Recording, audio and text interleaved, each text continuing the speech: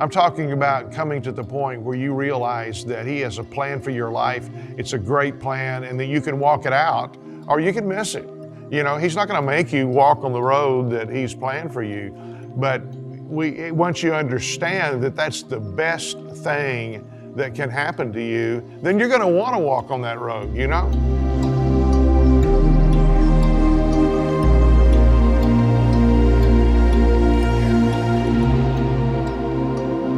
Hello everybody, Dan Boone here. Let's talk about it tomorrow.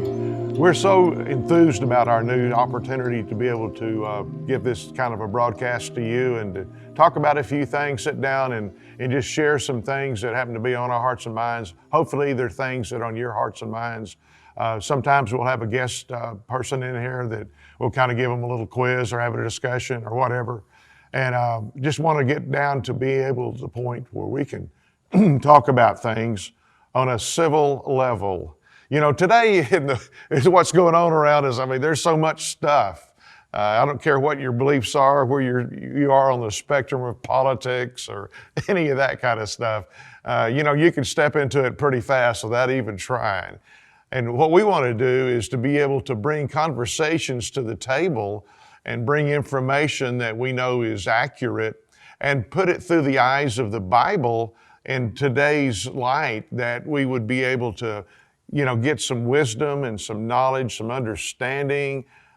You know, people haven't really changed. What they do's changed, what they think's changed, what they believe's changed. But as far as, you know, the human psychology or psychic, hey, there's not any difference. We're just different vessels that we put in information in than what somebody did, you know, 5 years ago, 50 years ago, 500 years ago.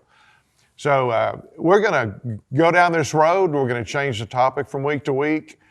Today I want to talk to you a little bit about what Church of Tomorrow is about so that you'll have an idea of that. This is just our third segment. And by the way, you can pick up the first two, and we'll tell you how to do that a little bit later on. But we want you to know that we feel like that the Bible is a very relevant book, more ahead of the times than anything that anybody's publishing on the internet. We feel like that it's not been given the opportunity as much as it should be because of the teachings that have gone on through some places that concentrate on one thing or the other, or because of people that just don't even open it, don't look at it, don't want to hear it, don't want to see it. And that's too bad, because it really gives us the answers to so much in our lives.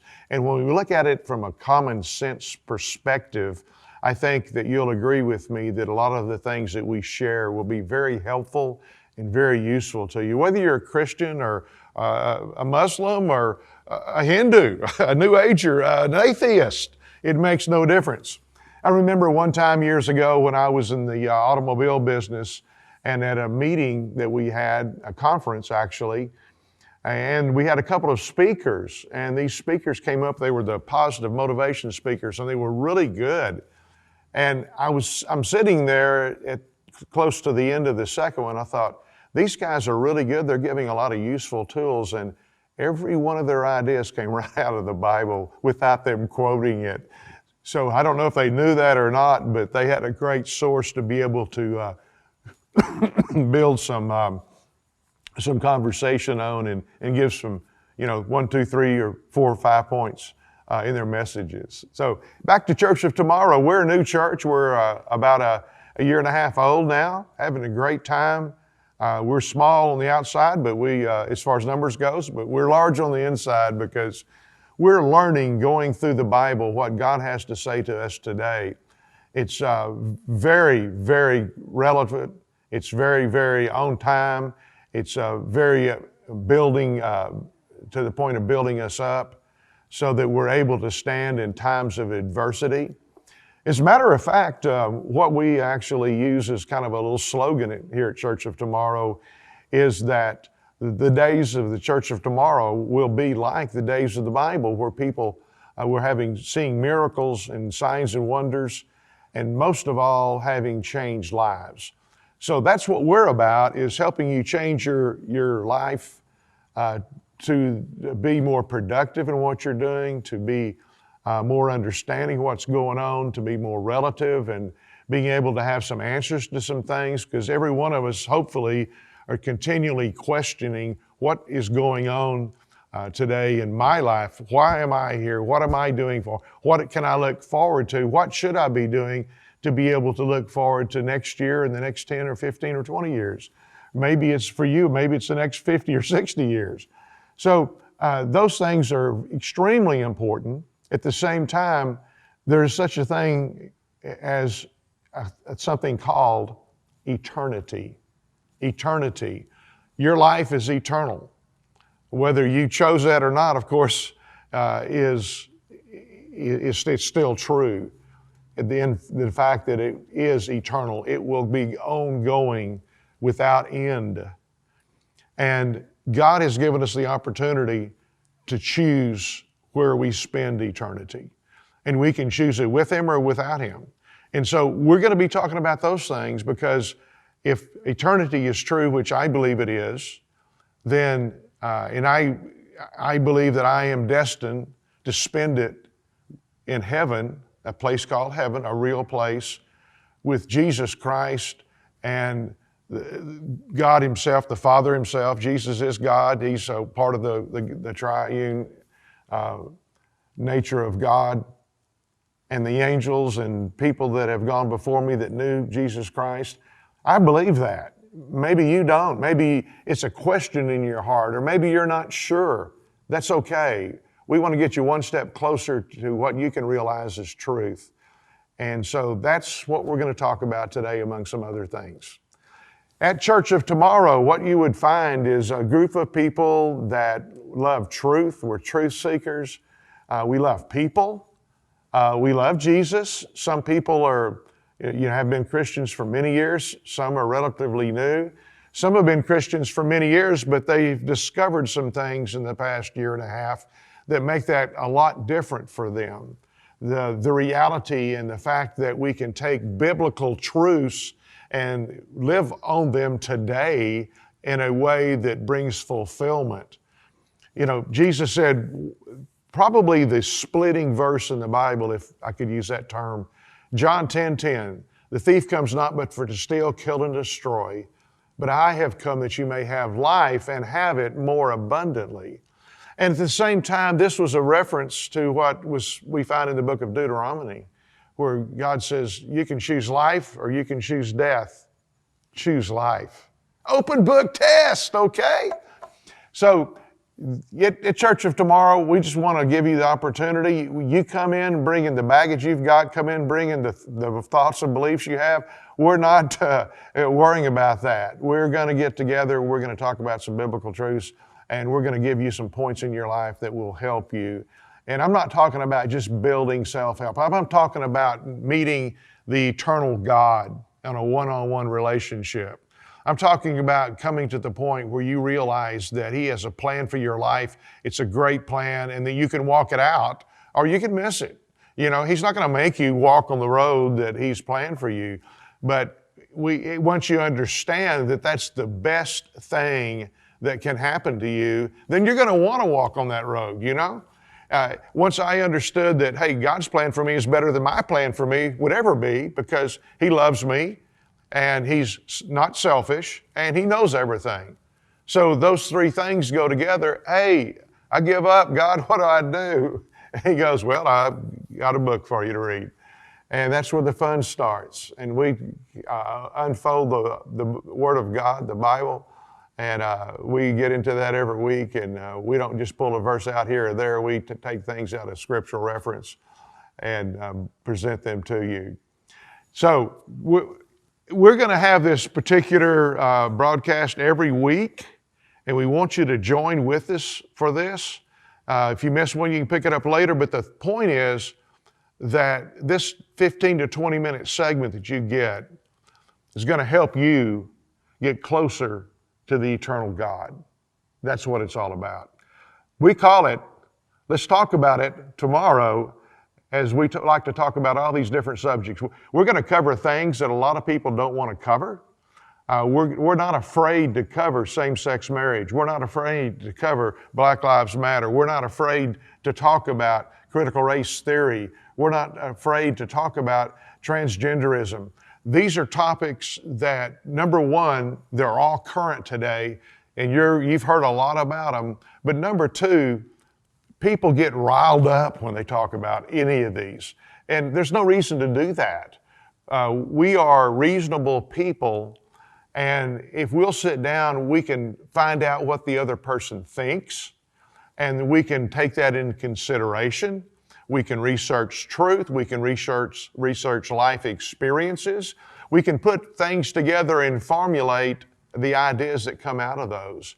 And I am not intimidated by somebody on the far left or somebody on the far right in saying what they believe.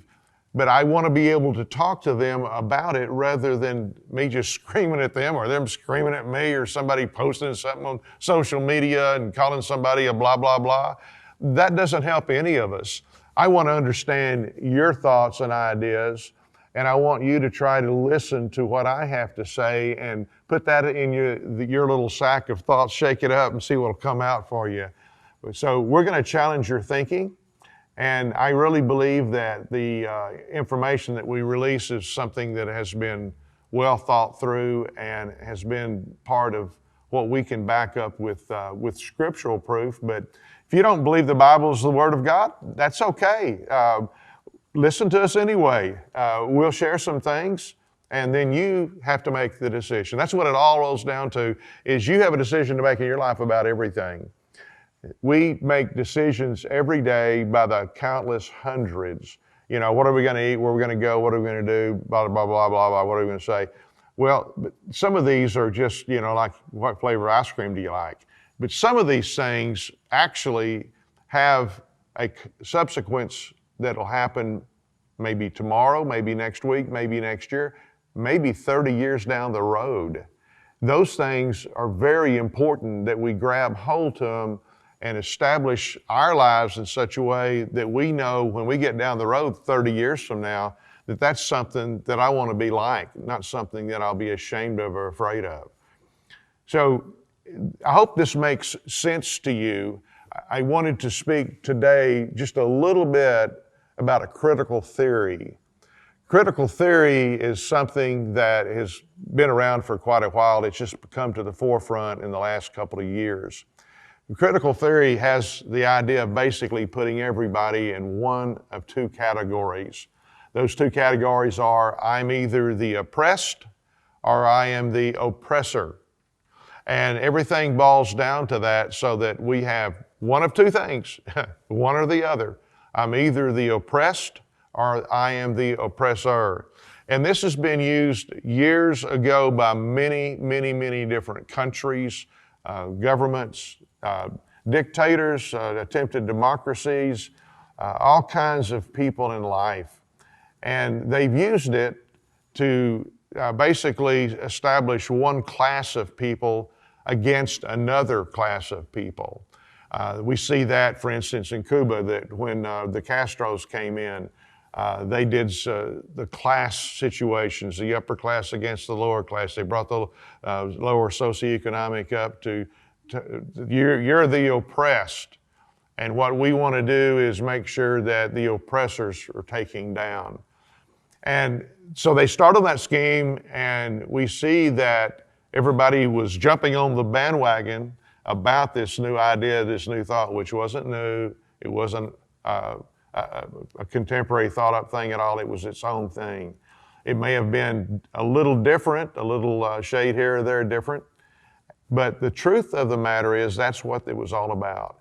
And we look at Cuba going back to 1950 in this beautiful country, made great, big, wonderful cigars. If you smoke cigars, I guess you would agree with that. I don't, so I'm not sure. But anyway, I've seen the pictures. I've read the stories about the people. And when the Castros came into power, everybody was really enthused about that for a few years, until they started realizing right in front of them things are going down and down and down, getting worse and worse. And so what you end up doing is you have everybody in abject poverty, They had no supplies. The people couldn't get the staples that they need to have a normal family operation, clothing, food, all the things that we have, soap, tissue paper, toilet paper, all those things. Yeah. And then you look and hear the hearts of the people oppressed. Why did they jump into the ocean and then try to swim to Florida? Because they couldn't stand where they were anymore, and they thought that the risk would be less than what it would be like to stay there to spend the rest of their lives. So that is a simplification. There's a lot more that we can talk about, and we will be talking about critical theory and critical race theory as time goes on. Critical race theory has a little different perspective. Instead of using class warfare, they use race on everything. And you're either right or you're wrong. You're either oppressed or the oppressor. According to your race, the color of your skin, the last thing that we really need to be looking at. Let me say this one thing in closing. Some people say, like I believe they say that Martin Luther King Jr. Said that we need to be colorblind. And he did say for sure that we need to make sure that children will grow up where they will all be created, or excuse me, they all will be treated by their character, not by the color of their skin. Well, I just want to lay this before you and kind of leave it up in the air with you today.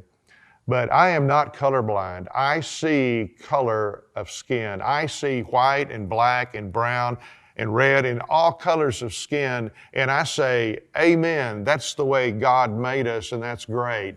And if I start criticizing my black brother's skin, then I have to criticize my white skin, because the same Creator made both.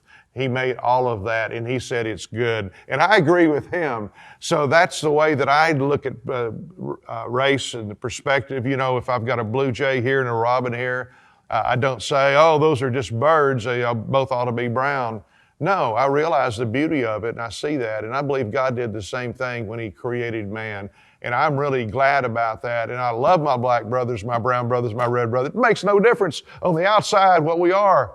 And we can say that when we leave all this, these things that have embittered all of us behind. It's called forgiveness. It's called looking at things properly in a proper aspect of it. And I believe that we'll be able to talk more about that.